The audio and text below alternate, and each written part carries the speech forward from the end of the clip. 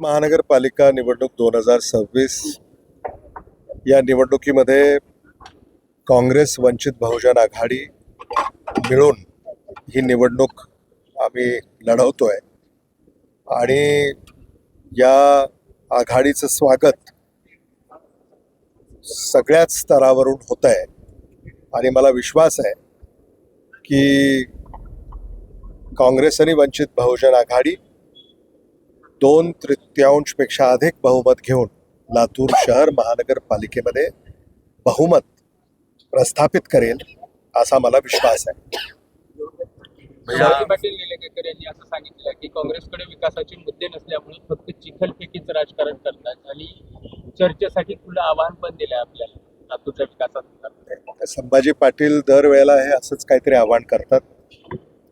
महायुतीनं काय केलं गेल्या 8 वर्षात याची उत्तरं त्यांनी दिली पाहिजेत. लातूर शहरामध्ये ट्रॅफिकचा विषय, जिल्हापालिकेचा विषय आणि विशेषतः भूमी कारखान्याचा विषय जे इथले युवकांना जे दुसरा त्या संदर्भामध्ये काँग्रेसचे म्हणून एक काय भूमिका घेणार. आता मराठवाडा कोच फॅक्टरी या संदर्भामध्ये तर आम्ही नेहमीच, मग मी असेन, खासदार डॉक्टर शिवाजी काळगे असतील, सातत्याने आम्ही ही मागणी केली आहे की इथं लवकरात लवकर हा कारखाना सुरू झाला पाहिजे आणि स्थानिकांना इथं काम आणि रोजगार मिळाला पाहिजे.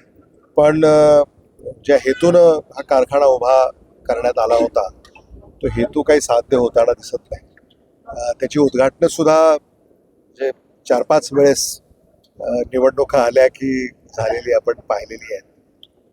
आमचा अजूनही तकादा असेल की तिथं स्थानिकांना रोजगार मिळाला पाहिजे, स्थानिकांना काम मिळालं पाहिजे आणि तिथं ॲन्सिलरी उद्योग म्हणजे ॲन्सिलरी इंडस्ट्री याचं जाळं कसं उभं करता येईल हा आमचा प्रयत्न असेल.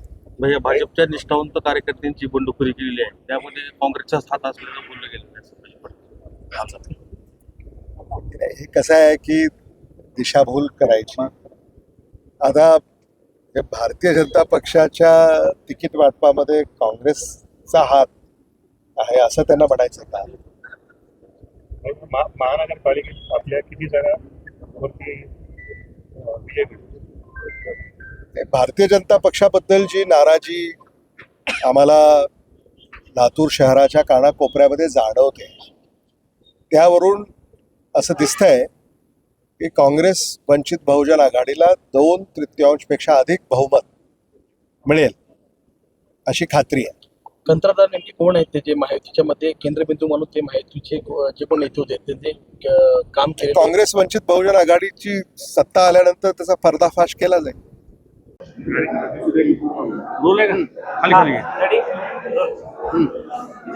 काल आमदार अमित देशमुख यांनी पत्रकार परिषद घेत आपल्यावर टीका टिप्पणी केलेली आहे, काय सांगितलं? नाही, त्यांनी निवडणूक व्यक्तींकडे घेऊन जाण्याचा प्रयत्न करत आहेत.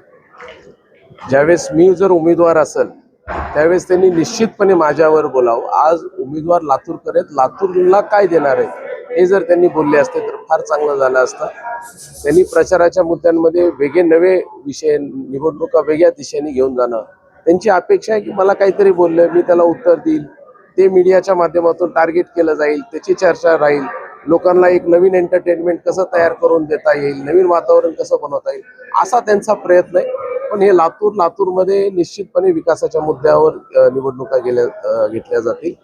2.5 वर्ष त्यांचं होतं, 2.5 वर्षात आम्ही काम केलं, तर दोघांची तुलना होणं गरजेचं आहे. त्यांनी लातूरला काय देणार आहेत हे त्यांनी सांगणं गरजेचं आहे, आम्ही लातूरला काय देणार हे आम्ही सांगणार आहे. निवडणुका हे विकासावरच व्हायला पाहिजेत अशी आमची भावना आहे. आपण एका पोस्टर बोललात की आम्ही गुन्हा दाखल करणार आहे, काही जणांची त्यांनी एक सोशल मीडियाची एक वॉर रूम त्यांची आहे, त्यांची एक आर्मी तयार केलेली आहे. सामाजिक वातावरण खराब करण्याचं काम या वॉर रूमच्या माध्यमातून चाललेलं आहे. आम्ही लक्ष देत असतो, आम्ही टीका टिप्पणीला जास्त लक्ष नाही देत, त्याला दुर्लक्ष करत असतो.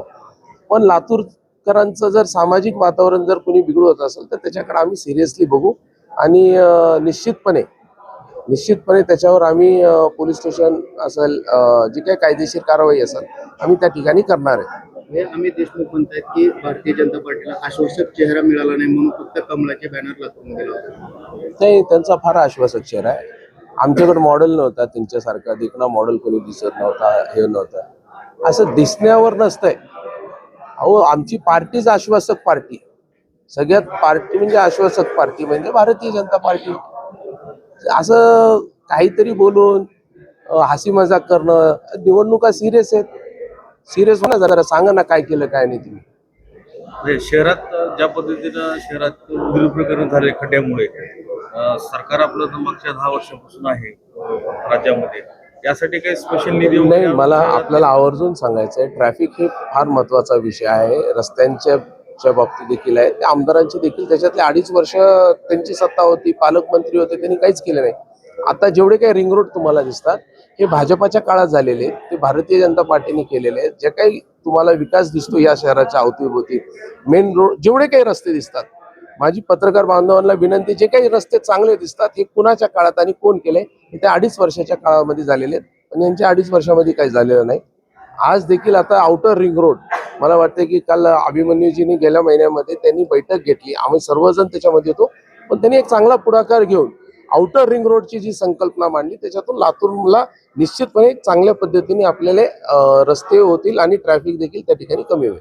कशा पद्धतीचं नियोजन असतं ट्रॅफिक संदर्भात येत्या काळामध्ये? नाही, निश्चितपणे आम्ही पूर्ण सरकार म्हणून ट्रॅफिक ह्या समस्येवर मात करणे, म्हणजे तुमची पार्किंग आज निश्चित नाहीये, तुमचे ग्रीन बेल्ट निश्चित नाहीये, अनेक गोष्टी जे समोर आहेत, पण भविष्यामध्ये ह्या गोष्टीचं उत्तर हे फक्त आणि फक्त भारतीय जनता पार्टी देऊ शकते.